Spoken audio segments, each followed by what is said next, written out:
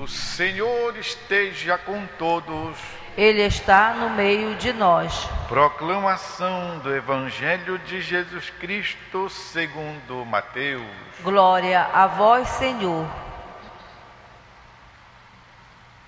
Naquele tempo, vendo uma multidão ao seu redor, Jesus mandou passar para outra margem do lago. Então, um mestre da lei aproximou-se e disse: Mestre, eu te seguirei aonde quer que tu vás. Jesus lhe respondeu: As raposas têm suas tocas e as aves dos céus têm seus ninhos, mas o Filho do Homem não tem onde reclinar a cabeça. Um outro dos discípulos disse a Jesus: Senhor, permite-me que primeiro eu vá sepultar meu pai. Mas Jesus lhe respondeu: Segue-me e deixa que os mortos sepultem os seus mortos. É palavra da salvação. Glória a vós, Senhor. Meus irmãos e irmãs, toda a nossa vida, toda a vida do homem e da mulher, toda a vida do homem e da mulher de fé, toda a vida do seguidor de Deus, toda a vida do discípulo missionário do Senhor Jesus, toda a vida é uma vocação. Vocação quer dizer um chamado. Vocação vem formado de duas palavras. Vocar quer dizer chamar, vem de voz, a voz que chama. Por isso a existência toda de uma criatura, especialmente de uma criatura humana, porque faz uso da mentalidade, da razão, é entendida assim. Se nós formos verificar desde o começo, por exemplo, o nosso concebimento, a nossa existência é um chamado, é uma vocação, é o primeiro chamado, o chamado a existirmos. Nenhum de nós éramos. Há 56 anos, o Padre Ramos não era, não existia, até o dia em que sua mãe o concebeu e o deixou viver. Ainda tem mais isto. Portanto, um chamado à existência. A existência é um dom maravilhoso. No dia da sua comemoração de 85 anos de vida, aqui nesta Basílica Santuário, Dom Vicente Zico disse: a vida é um dom tão maravilhoso que nós nunca vamos agradecer bastante a Deus. Nós nunca vamos bastante dizer: valeu, Pai. Me lembro bem e copiei aqui, da minha cabeça, estou repetindo para vocês. Que seja um jovem, uma pessoa em plena exuberância a dizer que a vida é bonita, não causa nenhuma admiração. Mas um ancião de 85 anos poder dizer isso é um fato, de fato, maravilhoso. A vida, então, é um dom muito belo. Então, o primeiro chamado à existência. Fomos chamados à vida, estamos aqui. Há vários outros enquanto isso, mas eu quero também lembrar, por exemplo, o chamado à fé.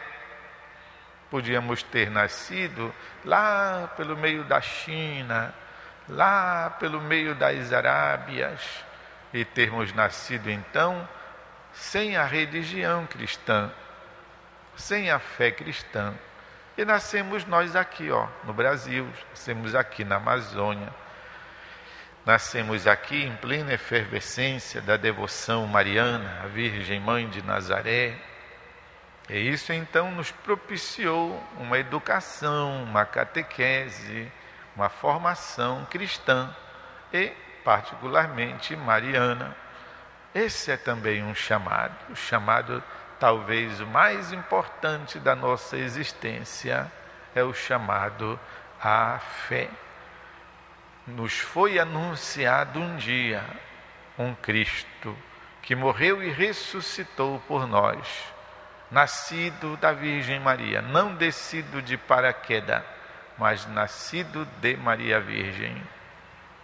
E o chamado à fé é também tão importante que na origem da nossa religião e depois ao longo da história, há homens e mulheres que preferem a morte, como se reza no ato de esperança, prefere a morte.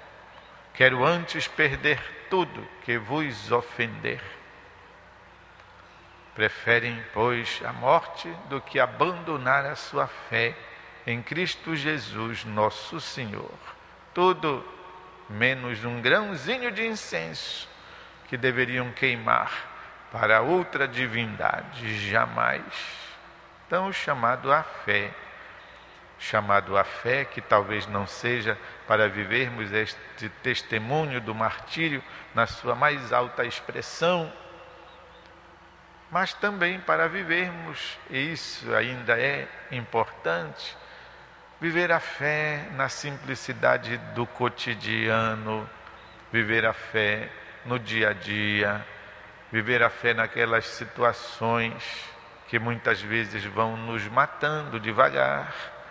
Por isso a tradição cristã sempre fez a diferença entre o martírio de sangue, que é aquele derramado, chamamos martírio cruento, ou seja, para valer ali mesmo o derramamento do sangue, sangue ao vivo, toca, que é sangue do mártir.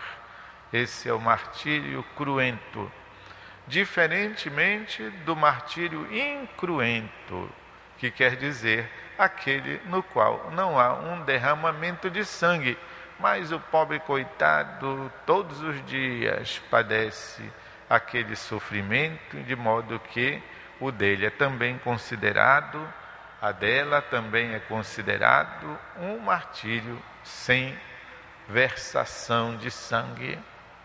Martírio cruento, o do São Sebastião, por exemplo, martírio incruento, o da mãe, que todos os dias se sacrifica, o pai, que todos os dias se sacrifica, o jovem, que todos os dias dá o seu testemunho de vida autêntica, de vida cristã, os consagrados, que todos os dias têm que dizer, eis-me aqui, Senhor. Enfim, esse outro modo de viver a fidelidade da fé, chamados à fé. Tem depois os chamados às particularidades da vida, ao estado de vida. Ou seja, você vai responder o seu chamado a viver a sua vocação batismal como leigo casado ou casada, um leigo solteiro, hoje tem também assim, pessoal que não vai para o convento e que não casa também. Nem sempre é por algum problema, é porque não quiseram mesmo, porque assim se sentiram chamados a viver a vida, quem sabe uma vida até consagrada, mas dentro da sua família, dentro da sua casa, seu local de trabalho. Hoje tem tantos institutos que preveem isso na espiritualidade, para os seus leigos, para os que fazem parte da ordem terceira, por isso chamado, ou seja, não é dos padres nem das freiras, é uma terceira ordem.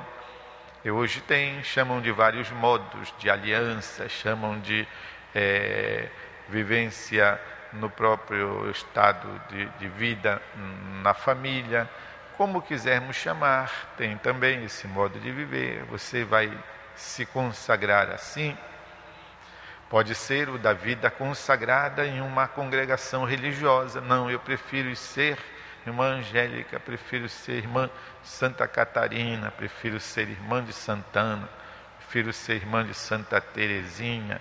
E assim, outras congregações religiosas que o Espírito Santo suscitou. Ou então o jovem resolve, eu quero ser um médico porque então eu vou casar, constituir minha família, muito bem. Outro pode ser que queira ir para o seminário, vou me preparar para a vocação presbiteral, conforme estamos também na semana que nos conduzirá à festa de Santo Antônio Maria Zacaria. Foi um jovem médico e depois tornou-se sacerdote para melhor servir o povo de Deus. Enfim, meus irmãos e irmãs, toda a nossa existência, como eu já disse mais de uma vez, é uma vocação.